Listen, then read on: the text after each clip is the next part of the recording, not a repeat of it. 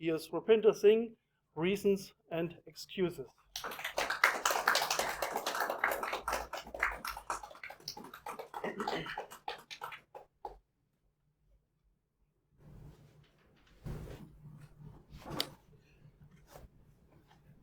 Hello, Torsten. I won't be able to come to the meeting today. Yeah, everything is fine, just that I had a small accident. Won't be able to give my speech. Is that okay?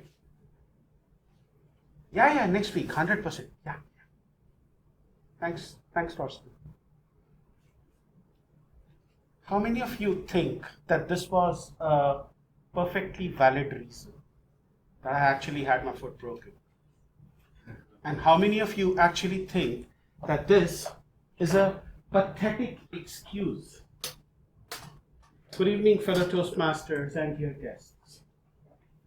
What if I told you that behind every excuse there is a perfectly valid reason, and somewhere along the line that reason becomes an excuse, and then that excuse, it becomes a reason?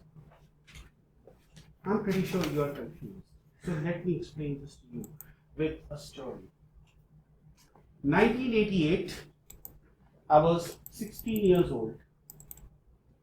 And 1988 was also the year that the movie Dirty Dancing released in India. And I saw Patrick Swayze. And I saw the heroine. And I wanted someone like that. And I wanted to do, now I hate the time. Maybe I should stick to public speaking. But I really wanted to do that. And so I and my friend Sanjeev, we joined a dance academy. And we had this awesome instructor. And I was well on my way to becoming Patrick Swayze. Now I hate public speaking. Until one day, I twisted my ankle while dancing. So I tell my coach, dancing coach, that I'm not going to come because I've twisted my ankle. Perfectly valid reason. I can't dance, so that means that I can't come. Right? Good. Now, this was 1988. We did not have distractions like a cell phone. We did not have distractions like YouTube. We did have a television. And on television, I saw the Netherlands football team. More specifically, I saw a player who answered to the name of Marco van Basten. Watching him was watching football like poetry in motion. He had this uncanny ability to be in the right place at the right time for the right shot. My love for dancing gave way to football. And when I recovered, I started playing football. When my dancing coach asked me, I told her, broken foot, I cannot come. When Sanjeev asked me, where are you? I would tell him, tell the dancing coach, I've got a broken foot and I can't come. Stage 2. My reason is becoming an excuse. Now, like I said, Marco van Basten had this amazing quality of being in the right place at the right time. And one day I was on the football field. I had a Marco van Basten moment. The ball was in the right place at the right time. And I had that just one split second of a moment in which I primed myself and I hit the ball. Goal!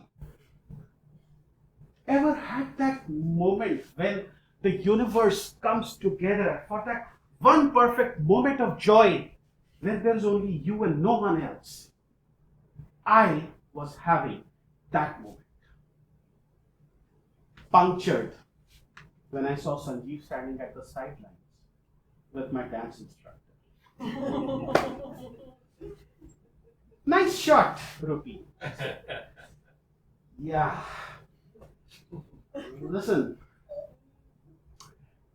I can't come to the dancing classes because I've twisted my ankle in a way that I can play football,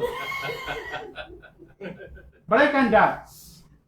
She just looked at me and smiled. She said, Rupi, if you want to play football, you play football. But for heaven's sake, don't lie. See what happened. My excuse has now become a reason to lie. Fellow Toastmasters and distinguished guests, I never learned dancing and I never learned football. Ever. I don't even remember the name of my dancing instructor. But here's my question to you. How many times have you told yourself that you are going to do something? It could be starting a startup. It could be writing that book that you always wanted. It could be joining Toastmasters. How many times have you given yourself a perfectly valid reason as to why you can't do any of those and let that reason become an excuse and let that excuse become a reason? My advice, stop at the reason itself. Don't let it become an excuse. I may not have become a dancer or a footballer, but I'm standing here in front of you with a commitment that I'm done with excuses. And hopefully one day I'll be done with reasons. Can you do the same?